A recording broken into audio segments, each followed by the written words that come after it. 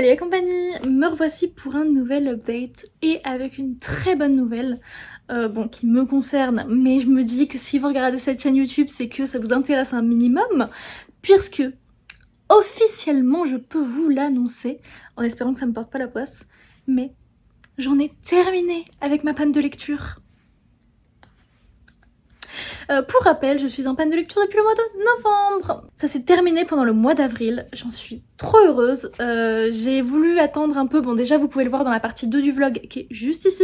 Vous pouvez voir que j'ai bien lu, j'ai bien avancé, mais c'est à partir de début mai où j'ai fait waouh, j'ai déjà lu tout ça, ok là c'est bon, la panne de lecture elle est terminée, je les enchaîne.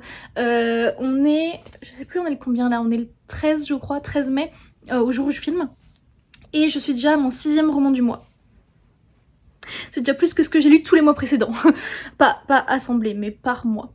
Donc trop contente. Et j'ai environ 11-12 romans, 12 romans je dirais, à vous faire un update aujourd'hui, enfin pas aujourd'hui du coup, en tout. Je vais en faire 2 vidéos séparées, que je filmerai pas les 2 aujourd'hui parce que la flemme. Mais j'ai voulu un peu mélanger parce que du coup, beaucoup viennent du mois d'avril, des vlogs. Et j'ai pas envie que vous voyez dans un update exactement tout ce que vous avez vu pendant les vlogs. Je trouve pas ça intéressant. Donc j'ai mélangé là des vidéos, enfin des livres que vous avez vus pendant les vlogs d'avril et des livres que j'ai lus après en mai et dont vous n'avez pas encore eu mes retours. Et cette vidéo-ci, c'est une vidéo sur tous les coups de cœur que j'ai eu parce que ça a été des coups de cœur pour chacun des livres que je vais vous présenter aujourd'hui, donc restez ici. Je pense que c'est aussi intéressant parce que les livres que je vous ai quand même fait des updates lecture pendant les vlogs, au final il va y avoir à peu près les mêmes informations, mais je vais pas regarder mes notes, je vais pas regarder ce que j'ai dit, donc c'est vraiment ce que j'en retiens. Donc vous avez eu mon avis à chaud, là vous allez avoir mon avis à froid, après réflexion, qu'est-ce que j'en retiens. On commence avec L'héritier insoumis de Daniel L. Jensen aux éditions Bragelonne, que je remercie pour l'envoi du service presse. Donc c'est le tome 3 du Pont des Tempêtes, et voilà, donc c'est une saga de 6 tomes de base avec à chaque fois des personnages principaux par 2 tomes. Donc t'as une première duologie avec les mêmes persos, après 2, après 2. Donc là, vu que c'est le 3e tome, on a changé de personnages principaux, mais c'est dans la continuité. Je vous l'avais donc dit pendant le vlog, il faut absolument avoir lu les 2 premiers tomes, sinon vous n'allez rien comprendre. C'est pas comme juste de la romance où vous pouvez intervertir les tomes, y a pas de souci. Là non, lisez les 2 premiers tomes, sinon vous allez rien comprendre. Bon, l'objet livre déjà, je le trouve trop joli, même si le jaspage n'est pas incroyable, ça va pas extrêmement bien avec les 2 tomes précédents, qui sont juste ici. Je trouve que tous les choix éditoriaux ont été super bien faits, dans le sens où ça aggrave du sens, l'illustration aggrave du sens, la couverture aggrave du sens, tout a du sens, tout a été très bien choisi, très bien fait, et honnêtement cet objet, je préfère presque qu'il ait plus du sens qu'il ne soit joli. Donc je suis désolée mais je le trouve génial. Pour l'histoire, donc le Pont des Tempêtes de base, on est sur une romance avec une fille qui a été promise au prince d'un autre royaume. Donc elle c'est la princesse d'un royaume, bref. Non d'ailleurs c'est le roi, c'est pas le prince. Et du coup elle part de son pays pour aller se marier avec lui. Il y avait une sorte de compétition avec ses sœurs pour épouser le mec, mais je vais pas vous en dire plus parce que je sais plus ce qu'on sait à ce moment-là, au début. Mais bref, elle a été élevée pour être une tueuse et pour surtout trahir du coup le mec qu'elle épouse pour le bienfait de son père.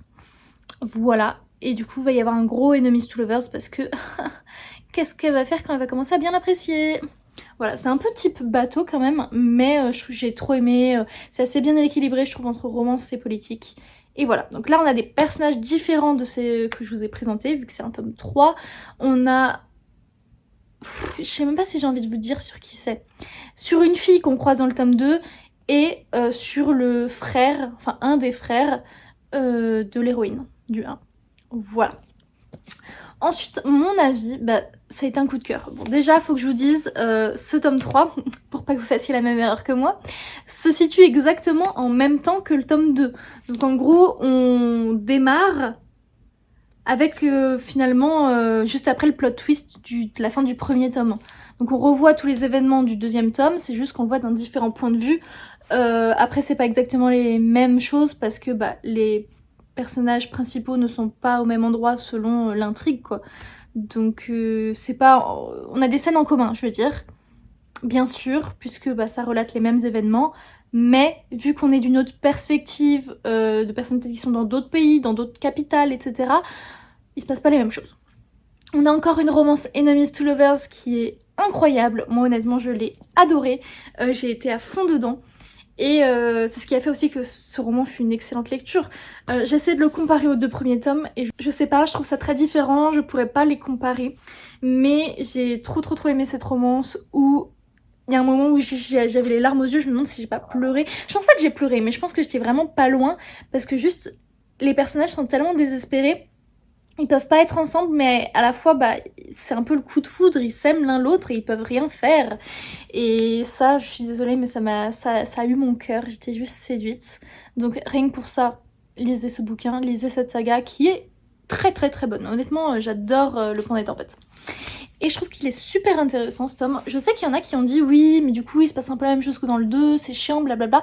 Je suis pas d'accord. Je trouve que du coup on a une autre perspective parce qu'on comprend mieux certaines choses. On comprend du coup la réaction des personnages du tome 3 qu'on voyait dans le 2, mais qu'on connaissait presque pas, donc on savait pas pourquoi il faisait ça. Et c'est une question que je me suis posée, genre pourquoi lui il fait ça?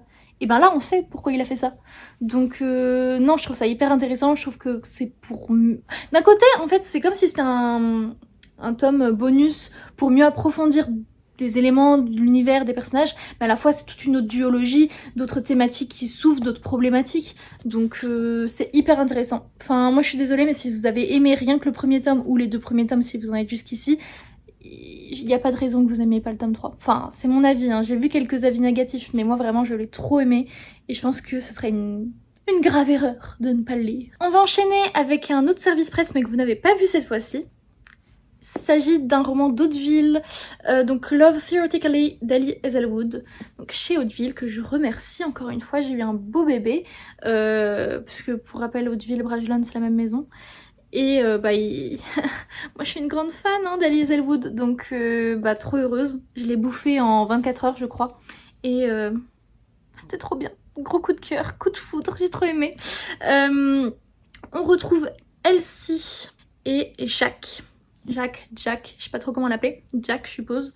Donc Elsie, elle est... Alors c'est toujours un peu scientifique les livres d'Ali Hazelwood, enfin pas Check and Mate, ni Bride. Mais bref, les 3 que Hauteville ont acheté, c'est un peu scientifique. Et ils n'ont aucun rapport d'ailleurs les uns entre les autres, vous pouvez les lire dans le désordre, il n'y a aucun rapport, vraiment, donc vous pouvez, allez-y. Le seul rapport entre les 3 tomes, c'est que dans celui-ci, il y a un moment où on voit les personnages du premier livre. Mais même dans le 2, on voit pas les personnages ni du premier ni dans le 3e, donc allez-y. Bref, c'était le petit aparté. Donc Elsie, elle a fait de grandes études, maintenant elle est professeure, je sais plus comment ils appellent ça, mais qui peut un peu bouger. Ah, non, je sais plus comment ça s'appelle. Bref, son poste n'est pas assuré, je sais plus comment dire ça. Est-ce qu'elle veut cette chercheuse titulaire au MIT? Mais elle ne l'est pas, elle est très mal payée, rien ne va, j'ai envie de dire. Et du coup, elle travaille pour une appli, une entreprise de fake dating. En gros, elle est un peu escorte, mais c'est surtout, elle fait semblant d'être la petite amie des gens. Et vous vous direz, waouh, elle va faire semblant d'être la petite amie du mec avec qui elle va tomber amoureuse. Bah non, pas du tout, pas du tout. C'est pas du fake dating où les deux tombent amoureux. Et tcha. Non, parce que elle fait du fake dating avec un mec et c'est son frère avec qui il va y avoir une romance. Donc déjà c'est un peu plus problématique hein. Et c'est surtout que ils peuvent pas se piffrer depuis le début avec ce mec, donc avec le frère du mec avec qui elle fait du fake dating.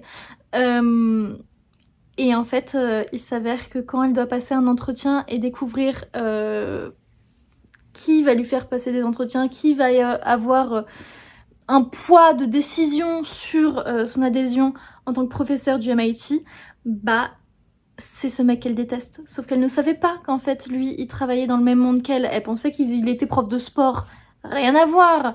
Mais non, lui aussi il est au MIT.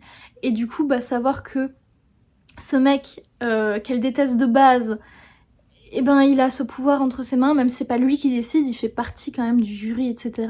Donc ça déjà c'est de mauvaise augure. Et en plus, il y a une autre problématique thématique qui vient jointement avec celle-ci, c'est que donc il y a tout un problème avec les expérimentalistes et les théoriste. Je crois que c'est ça. Je sais plus. Il y a trop de mots scientifiques pour moi. Je suis littéraire, laissez-moi tranquille. Mais bref, du coup, il y a 2 camps, en gros, dans les scientifiques. Et lui, quand il était jeune, genre il y a 10-15 ans, il a craché sur son camp à elle. Et en fait, c'est devenu une référence parce qu'il les a tournés au ridicule. Et là, on a vraiment une dualité entre les deux. Et elle lui en veut, elle, sans savoir que c'était lui, mais elle lui en veut depuis son plus jeune âge pour cet article qu'il avait écrit en démontant son camp. Donc en plus, elle le déteste vraiment pour ça. Donc très compliqué quand même.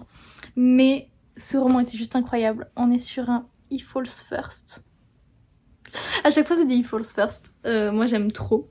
Et ouais non genre ce roman est juste génial. Il est incroyable. En fait je trouve que les Alice Elwood, en plus d'être super bien écrits, un peu compliqué à comprendre. C'est pour ça que je la lirai pas en anglais perso. Mais en plus d'être super bien écrits, je les trouve tellement prenants. Ou juste tu vis une histoire d'amour bien meilleure que c'est dans ta vie, tu vois. Ça te prend au cœur, ça te prend aux tripes et tu veux juste avoir à chaque fois le mec principal qui... Moi, je veux toujours sortir avec ces mecs, c'est des book boyfriends, t'as jamais vu ça. Et là, on a un vrai Enemies to Lovers, un peu comme dans le 2e tome, Love on the Brain, que j'avais adoré aussi. C'est 2 Enemies to Lovers et je les trouve trop bien. Et à chaque fois dans un univers qu'on voit jamais. Et bref, je vous recommande vraiment les Alice Elwood, lisez-les. J'ai encore Check and Mate dans ma palle et j'ai juste trop hâte de le lire. Je pense que ça va être une de mes prochaines lectures. Mais enfin surtout des bijoux aussi beaux, genre lisez-les.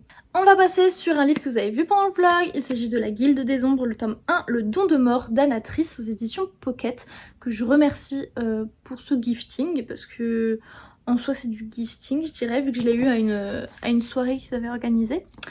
Alors, là on est sur de la dark fantasy avec plein de trigger warnings. Ils n'ont pas détaillé l'avertissement au début, mais si vous me demandez en commentaire, je devrais pouvoir les détailler, au moins en donner quelques-uns. Mais il faut vraiment avoir plus de 18 ans pour le lire. Je trouve ça vraiment capital, honnêtement. C'est très dur parce que on est sur... donc c'est de la fantasy. On est sur une héroïne qui rejoint une guilde de tueurs. Donc en fait, pendant tout le tome et certainement les suivants, on lui apprend à tuer. Donc c'est vraiment très violent là-dessus déjà. Enfin vraiment t'apprends plein de manières de tuer, on voit des gens tuer d'autres gens, enfin c'est violent. Et en plus on a une romance qui est un peu... c'est pas de la dark romance, ça je suis pas d'accord, mais ça part des sentiers battus, c'est un peu immoral en fait. Parce que l'héroïne de base elle a 11 ans, au début du 1er tome, à la fin du tome elle a 16 ans, mais depuis toujours en fait elle a un énorme crush pour son mentor, qui a, on sait même pas quel âge, je sais pas, je dirais 30 ans, entre 25 et 30, mais elle en a 11 quoi. Enfin non, techniquement il a 300 ans le frérot, mais visuellement il doit en avoir entre 25 et 30 je pense, mais il a 300 ans. Et donc elle en a que 11 au début du 1er tome, enfin mais à la fin du coup elle vieillit, mais ce crush ne change pas, elle l'aime. Lui il la voit pas du tout comme ça quand elle a 11 ans, vraiment pas, même si... Je vous spoil parce que je trouve ça capital, mais quand il a 16 ans, enfin quand elle a 16 ans, il la voit comme une jeune femme. Il se passe rien dans ce tome-ci, mais je pense que ça va se passer à un moment ou un autre. Je sais pas si elle aura 18 ans, mais en tout cas, au moins elle est majeure sexuelle. 16 ans, majeure sexuelle. Mais je vous le dis en tout cas, il se passe rien à ses 16 ans. Enfin voilà. Mais bon, parlons un peu plus de cette romance. Moi j'adore. Parce que je suis désolée, mais je suis grave en mode genre... Let's go girl! En fait c'est pas un truc où parce il a de la puissance hiérarchique sur elle, où il lui impose ou quoi que ce soit. C'est là où les profs élèves me mettent très mal à l'aise. Là c'est pas du tout le cas parce que ça vient clairement d'elle en fait. Je suis désolée mais quand t'es enfant tu peux avoir des crushs sur des adultes, et ben là c'est le cas. Et je suis désolée mais moi j'ai envie qu'elle ait ce qu'elle veut quoi. Enfin bref, donc il y a une romance, il y a beaucoup de compétition, combat, entraînement, tout ça, parce que c'est vraiment son ascension pour devenir beaucoup plus forte, donc elle commence de bas, moi je vous le dis. On a aussi de la magie, parce que elle a le don de mort, c'est-à-dire que quand elle touche quelqu'un, et ben elle peut choisir de tuer cette personne. Choisir, hein, c'est pas comme dans Insaisissable de Taïra Mafi, où à chaque fois qu'elle touche quelqu'un, la personne souffre. Là, elle choisit pas. Là, pour le coup, elle a choisi. Donc voilà, et lui, il a le don de vie, donc il peut ressusciter les gens. Et c'est aussi pour ça que je trouve que cette relation n'est pas problématique, parce que, en fait, ils étaient destinés l'un à l'autre. Il y en a un, c'est le don de mort, l'autre, le don de vie, ils se complètent, en fait. Donc pour moi, c'était évident comme romance. Ce roman est super gros, il fait 830 pages. Vous m'avez vu galérer pendant le vlog à le lire sur 2 ou 3 semaines. 2 semaines et demie, peut-être, je sais plus très bien. Mais ça a été un coup de foudre, honnêtement un coup de foudre. Je sais pas s'il sera dans mon top 5 de l'année, mais dans mon top 10 assuré. C'est clair et net, ça a été vraiment une excellente lecture. Je trouve que c'est super bien écrit, que c'est très bien développé, que c'est super intéressant en fait, c'est prenant comme jamais et j'ai trop aimé. Donc c'est une saga de 4 tomes, les 4 font autant de pages, voire un peu plus pour certains. Donc ça tourne autour des 800-900 pages chaque tome. C'est très gros, mais c'est tellement intéressant, je trouve tellement fourni. C'est pas mon style pourtant, les gros univers comme ça. Mais après là, il y a aussi plein d'actions, c'est pas contemplatif. Donc voilà, il y a des espèces surnaturelles aussi comme des dragons, mais les dragons ils ont un peu disparu, mais pas totalement, enfin voilà. Donc on aime les dragons. Et on a un autre point de vue. Donc c'est vraiment un point de vue omniscient qui sait un peu tout sur tout le monde et qui voit tout en fait. Donc de temps en temps on peut être dans la tête entre guillemets d'autres persos, mais on a 2 gros points de vue principalement, donc là et un autre mec qu'on voit qui est dans une autre cour, etc. Et on comprend après que les deux sont un peu liés. Donc voilà, moi honnêtement je vous le recommande à 100% si vous êtes assez vieux, si vous n'avez pas peur des trigger warnings, mais très très bon roman et j'ai hâte de lire la suite puisque Pocket a eu la gentillesse de m'envoyer les tomes 2, 3 et 4. Merci Sam. Et ben j'ai juste hâte de continuer. Mais en fait, le truc, ce qui me décourage un peu, c'est que je sais que je vais y mettre beaucoup de temps sur chaque tome. Et que j'ai été tellement lente pendant des mois avec ma panne de lecture que là, j'ai envie de les enchaîner. Donc, le tome 2 n'est pas pour tout de suite, mais dans maximum 1 mois, je lirai le tome 2. Donc voilà, je vous en reparlerai bientôt. Avant-hier, j'ai lu Un printemps pour te succomber de Morgane Moncomble aux éditions Hugo Roman. Enfin, je le lis. Enfin, je l'ai lu. Puisque du coup c'est le tome 3, je vous ai jamais chroniqué du coup un autre tome pour te pardonner parce que j'avais lu à l'époque la version épreuve non corrigée et je vous avais pas fait d'avis vu que j'étais pas censée avoir le livre. Donc voilà, faut que je le relise parce que du coup je me souviens plus. Mais je l'ai acheté, je l'ai acheté en version définitive, il est dans ma palle et du coup je le relirai un jour où j'aurai envie de retrouver la plume de Morgane. Mais pour le moment, du coup, je vous ai déjà chroniqué le tome 2. Si vous avez envie de voir mon avis, parce que ça a été un coup de cœur, voire coup de foudre, j'ai adoré ce livre. Et ben voilà mon avis sur le tome 3. Sont avec des personnages différents à chaque fois, puisque ce sont 4 meilleurs amis qu'on suit. Là, c'est l'histoire de Nolia qui est à Amsterdam, même si ça ne se ressent pas du tout. Qui est un peu dans la merde, parce que c'est une mère célibataire. Et elle a besoin d'argent, donc elle va en demander à ses parents et ils lui disent ok on va te donner l'argent parce que eux ils sont riches. Mais depuis qu'elle est tombée enceinte alors qu'elle avait 22-23 ans, ils veulent plus entendre parler d'elle. Mais là du coup ils lui disent ok on veut bien te donner l'argent que tu demandes, sauf que on veut que soit tu revois le père de ton enfant, ce qu'elle ne veut absolument pas, soit tu te maries. Voilà, mariage arrangé. Elle lui fait bah non je peux pas faire un mariage arrangé parce que je suis déjà fiancée. Voilà, ça lui échappe. C'est totalement faux. Mais du coup, elle se dit, eh merde, il faut absolument que je trouve un fiancé. Et à la fois, la veille, je crois, elle avait croisé un mec où il y avait eu une méprise. Elle le prenait pour un de ses clients parce qu'elle allait faire organisatrice de mariage pour la première fois ou deuxième fois. Et elle le prenait pour un de ses clients, sauf que pas du tout, c'était pas du tout ça, grosse méprise.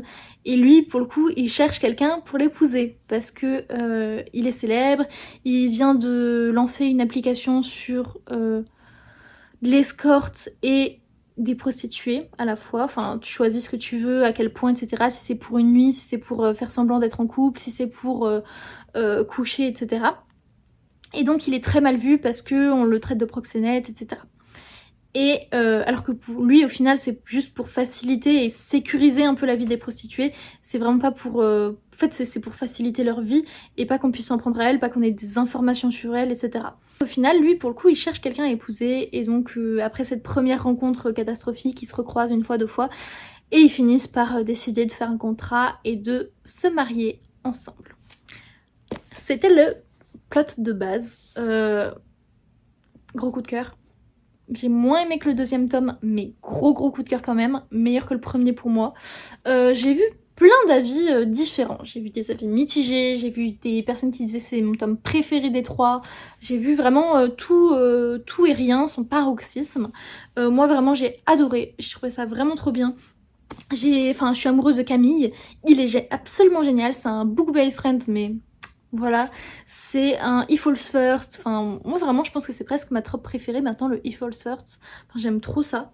Je trouve ça trop mignon. Il y a toute une histoire aussi de destin, il l'explique un peu vers le début mais tu comprends après cette histoire, mais en gros il y aurait une seule personne qui te serait destinée et tu la rencontrerais indéfiniment tant que vous vous mettez pas ensemble en fait, tant que les deux personnes sont pas vraiment réunies. Et j'aime tellement ce principe, cette histoire qu'on voit là et qui a été super bien faite je trouve. D'ailleurs ça me fait penser où la fille est indienne et je trouve que Morgane a, de ce que je vois de l'extérieur de moi qui ne suis pas du tout indienne, j'ai l'impression qu'elle a fait pas mal de recherches là-dessus puisque l'héroïne donne des petits surnoms à sa fille, il y a les surnoms entre ses parents etc. avec des références indiennes, il y a le mariage indien du coup qui est un peu dedans, tout ça. Donc j'ai trouvé que c'était assez bien fait, en tout cas de moi qui n'y connais rien. Par contre le fait que ce soit Amsterdam ça a été pas du tout exploité, vraiment ça ne change absolument rien à la vie des héros, donc ça aurait pu se passer n'importe où. Mais voilà, sinon j'ai beaucoup aimé l'héroïne, je sais que Juliette, donc ma meilleure amie, ne l'a pas vraiment aimée, moi je l'ai adorée. Il y a quelques mentions de réseaux sociaux comme Instagram mais aussi Snapchat. La mention de Snapchat je trouvais ça un peu dépassé honnêtement parce que dites-moi en commentaire mais je crois que presque plus personne n'utilise Snapchat ou alors très peu donc ça j'ai trouvé ça un peu dépassé. Sinon j'étais juste accro, j'ai trouvé ça super bien fait, j'ai trouvé que l'intrigue était top parce que ça change un peu du schéma narratif habituel, j'ai trouvé que l'enfant était adorable mais très jeune, j'ai trouvé que il y a aussi toute une thématique en fait un peu de romance à suspense je dirais mais j'exagère parce que il y a une histoire avec l'ex de la fille, du coup le père de la petite. Il y a toute une histoire là-dessus et je trouvais que c'était bien fait, enfin voilà. Vraiment moi j'ai adoré, je vous le recommande à fond, de toute façon c'est Morgane Moncomble, il faut tous les lire les Morgane Moncomble. Mais j'avais un peu peur du coup de me lancer dedans parce que je sais que Juliette a été très mitigée. Mais moi vraiment top, c'est passé comme une lettre à la poste, donc voilà, je vous le recommande. Et dernier avis de cette vidéo, il s'agit de Divine Rivalité de Rebecca Ross aux éditions de Saxus. J'étais censée le lire avec Sam, donc Maïta Gada. On l'avait acheté au Festival du Livre de Paris ensemble pour se le lire avant la sortie qui est du 2 mai, et du coup on l'avait eu en avant-première. Ça n'a pas du tout été le cas puisque Sam ne pouvait pas lire en fait, elle était pas dispo et du coup je l'ai tracé et je l'ai fini je crois le jour où elle l'a commencé quoi. Ouais. Et pourtant je l'attendais hein, quand même, je suis gentille. Hein. J'aurais pu ne pas l'attendre et je crois que j'ai commencé à ne plus l'attendre vers la moitié. Mais je l'ai attendu au début. Déjà l'objet livre qui est magnifique et c'est ça qui m'a fait l'acheter au début parce que c'était surtout pour la beauté, j'allais dire la beauté du bouquin. Oh là là là là, qu'est-ce qu'il est beau. Je le trouve incroyable. On est sur l'histoire donc d'un monde imaginaire mais ça fait très historique je trouve. Un peu style Première Guerre mondiale. Mais il y a des dieux et déesses donc c'est clairement imaginaire. Mais du coup on est dans... il y a la guerre et l'héroïne a un frère qui va s'engager dans cette guerre. Donc elle est sans nouvelles de son frère depuis déjà plusieurs mois. Elle travaille dans un journal où elle doit écrire les chroniques des décès en fait de la ville. Et il y a un poste à pourvoir en tant que chroniqueuse et donc elle va se battre pour ce poste mais elle a un rival. Un autre mec qui travaille dans le journal, qui est jeune tout comme elle et qui postule en fait. Et donc c'est un Rivals to Lovers puisque c'est avec lui que... il y a même une petite romance. Donc voilà, ils sont rivaux. C'est pas qu'ils se détestent, c'est vraiment un rivals to lovers, je trouve, pas un enemies to lovers. Mais ils convoitent le même poste, elle l'aime pas par principe. Lui, on comprend parce qu'on alterne avec son point de vue qu'il est beaucoup plus nuancé. Peut-être même qu'il l'aime bien. Mais c'est surtout qu'il y a un principe magique dans toute cette histoire. En fait, elle va envoyer des lettres à son frère. Mais en fait elles arrivent jamais à son frère parce qu'elle les fait passer sous la porte et en fait ça arrive sous la porte du mec, du héros. Et donc lui il lit toutes les lettres de la fille, au début il lui répond pas et puis finit par lui répondre, donc lui il sait très bien que c'est elle parce que c'est vendu dans ses premières lettres, mais elle sait pas qui lui répond. Et du coup ils vont commencer à avoir une correspondance épistolaire en fait. Et du coup ils vont se mettre à parler ensemble, elle sait pas qui c'est, lui sait très bien, et puis ils commencent à tomber amoureux. Et au bout d'un moment on change de décor, voilà, il se passe plein de choses, il y a plein de retournements de situation, plein d'événements, de péripéties, voilà, ça bouge assez. Ça a été un gros coup de cœur, vraiment gros coup de cœur, enfin en même temps dans cette vidéo c'est que des coups de cœur, mais j'étais à fond dedans, enfin cette histoire de lettres, et puis le mec qui est juste incroyable, c'est encore un He Falls First, j'ai un truc avec les He Falls First, je dois vous l'avouer là, on en a au moins 3 dans la vidéo, il y a quelque chose dedans, ouais. Enfin, tout était incroyable honnêtement, que ce soit la romance, que ce soit l'univers que je trouvais très intéressant, un peu la magie, le mood en fait aussi, un peu, parce qu'ils écrivent à la machine à écrire et tout, enfin le mood est génial je trouve, le côté avec la guerre, tout ça qui est abordé d'une manière très différente des fantaisies avec les fae, etc. Où on peut voir la guerre par exemple dans le tome 3 d'Akotar. Là c'est très différent, ça fait vraiment Première Guerre mondiale je trouve, parce qu'il y a les tranchées et on voit un peu cette guerre de près. Et je la trouvais vraiment super intéressante. Sachant que c'est une duologie et que le premier tome finit sur un cliffhanger et que j'avais juste envie de mourir à la fin du premier tome. Je sais pas comment je fais pour patienter en fait. Heureusement je crois qu'il sortira dans moins d'1 an, mais j'ai tellement envie de lire le deuxième tome que ça va être atroce de patienter, parce que pour moi ces héros ils sont faits pour être ensemble, et vraiment enfin même si vous lisez pas de fantasy habituellement, pour cette romance il faut que vous lisiez cette romance, enfin cette romantasy. Si vous aimez que la fantasy ça vous plairait peut-être pas plus, parce que c'est vrai que ça va être très axé romance quand même, hein. Donc voilà, moi je vous recommande à 100% Divine Rivalité.